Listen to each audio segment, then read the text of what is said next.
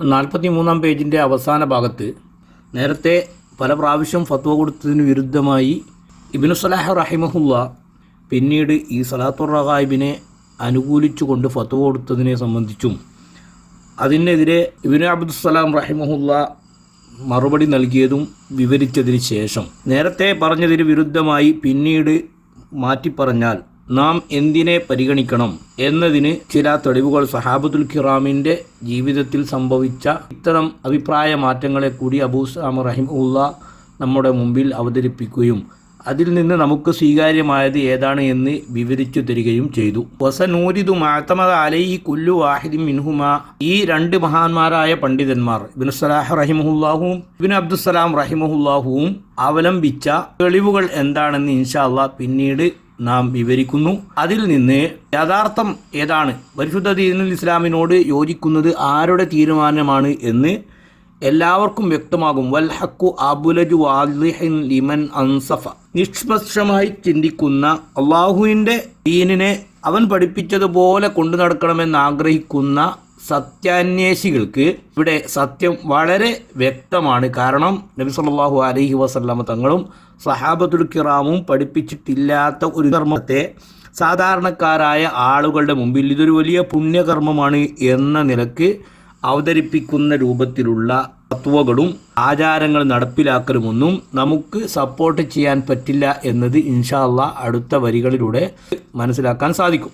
എന്നാൽ ഏതെങ്കിലും ഒരു കക്ഷികളുടെ കൂടി തൻ്റെ ഗ്രൂപ്പിന് വേണ്ടി സംസാരിക്കുന്ന ആളുകൾ എപ്പോഴും സത്യങ്ങളെ മൂടിവെക്കാൻ വേണ്ടി ശ്രമിക്കുകയും തൻ്റെ ഗ്രൂപ്പിൻ്റെ അഭിപ്രായത്തെ അല്ലെങ്കിൽ തങ്ങളുടെ നേതാക്കന്മാരുടെ അഭിപ്രായത്തെ എങ്ങനെയെങ്കിലും ന്യായീകരിച്ച് വെളുപ്പിച്ചെടുക്കാൻ വേണ്ടി ശ്രമിക്കുകയും അത്തരം പ്രവർത്തനങ്ങൾക്ക് താല്പര്യം കൊടുക്കുന്ന ആളുകൾക്കും ഒരിക്കലും സത്യം മനസ്സിലാക്കാൻ സാധിക്കില്ല എന്നുകൂടി അബൂ ഉസാമ റഹിമഹുല്ല ഈ വരികളിലൂടെ നമ്മളോട് ഉണർത്തുന്നു. വാലിഹുൻ ലിമൻ അൻസഫ, ഇൻസാഫ്, നിഷ്പക്ഷം പാലിക്കുന്ന ആൾ, സത്യം അന്വേഷിക്കുന്ന ആൾ, അവർക്ക് വ്യക്തമാകും. അല്ലാത്തവർക്ക് എത്ര പറഞ്ഞാലും കാര്യം മനസ്സിലാകില്ല എന്നതും കൂടി ഇവിടെ നാം മനസ്സിലാക്കേണ്ടതുണ്ട്.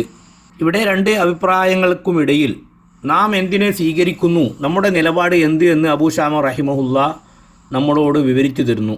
സുമ്മ ഇന്നി ഖുൽതു നഹ്നു നഅഖുദു ബിജ്തിഹാദിഹിൽ അവ്വലിൽ മുവാഫിഖി ലിദ്ദലീലി വഫത്വ ഗൈരിഹി, പ്രമാണങ്ങളോടും മറ്റ് പണ്ഡിതന്മാരുടെ ഫത്വകളോടും യോജിച്ച ഇബ്നു സലാഹ് റഹിമഹുല്ലാഹുവിൻ്റെ ആദ്യ ഇജ്തിഹാദിനെയാണ് നാം സ്വീകരിക്കുന്നത്. നഹ്നു നഅഖുദു, നാം സ്വീകരിക്കുന്നു, ബിജ്തിഹാദിഹിൽ അവ്വലി, ആദ്യത്തെ ഇജ്തിഹാദിനെ.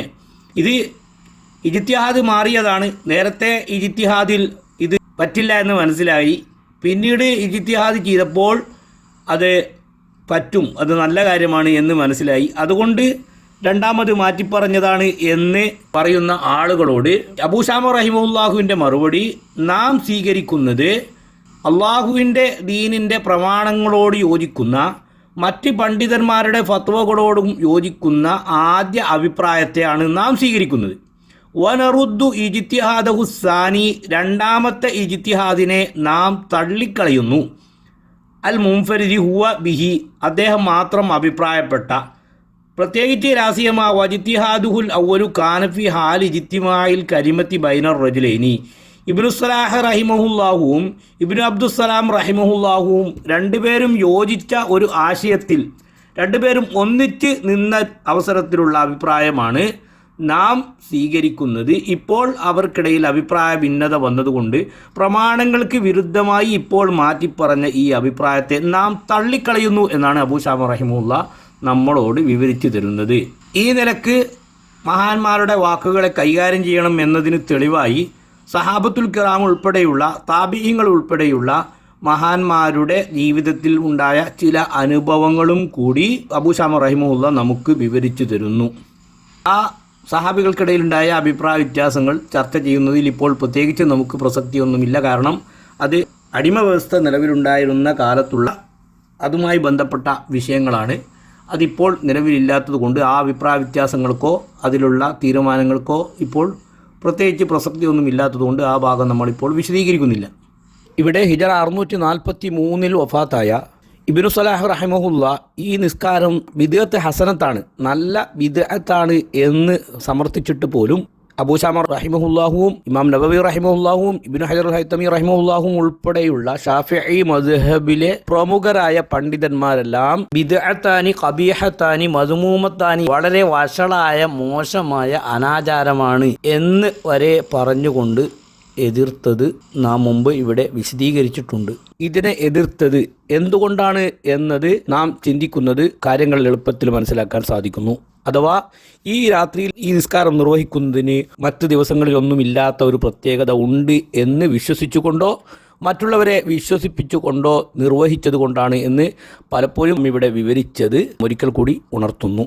അപ്പോൾ എത്ര വലിയ പണ്ഡിതന്മാർ പറഞ്ഞാലും ഇസ്ലാമിക പ്രമാണമില്ലാതെ പരിശുദ്ധ ഖുർആനിൻ്റെ നിർദ്ദേശമില്ലാതെ നബി സല്ലല്ലാഹു അലൈഹി വസല്ലം തങ്ങളുടെ നിർദ്ദേശമില്ലാതെ സഹാബത്തുൽ കിറാമിൻ്റെ മാതൃകയില്ലാതെ നമുക്ക് എന്തെങ്കിലും ഇസ്ലാമിലേക്ക് പുതുതായി കടത്തിക്കൂട്ടാൻ യാതൊരു നിർവാഹവും ഇല്ല എന്ന് ഈ കാര്യങ്ങൾ നമ്മെ പഠിപ്പിക്കുന്നു. എന്നിട്ടും നമ്മുടെ നാട്ടിലെ ചില ആളുകൾ ഹിജറ 900-ൽ ജീവിച്ച അല്ലെങ്കിൽ 1000-ൽ ജീവിച്ച 300 കൊല്ലം മുമ്പേ ജീവിച്ച എന്നൊക്കെ പറഞ്ഞുകൊണ്ട് ചില ആളുകളുടെ വാക്കുകളുടെ തെളിവുകളുടെ അടിസ്ഥാനത്തിൽ മാത്രം പലപ്പോഴും ഇസ്ലാമിലേക്ക് സ്വഹാബത്തുൽ കിറാമിന് പരിചയമില്ലാത്ത വിഷയങ്ങളെ കടത്തിക്കൂട്ടി ജനങ്ങളെ അത്തരം വിഷയങ്ങൾക്ക് മോട്ടിവേഷൻ ചെയ്യുന്ന ആളുകൾക്ക് ഇസ്ലാമിൻ്റെ അടിസ്ഥാന വിഷയങ്ങൾ പോലും അറിയില്ല എന്ന സത്യം പൊതുജനങ്ങൾ മനസ്സിലാക്കുന്നത് അവരവരുടെ ആഖിറം രക്ഷപ്പെടാൻ സഹായകരമാകും എന്ന കാര്യം പ്രത്യേകം ഉണർത്തുന്നു.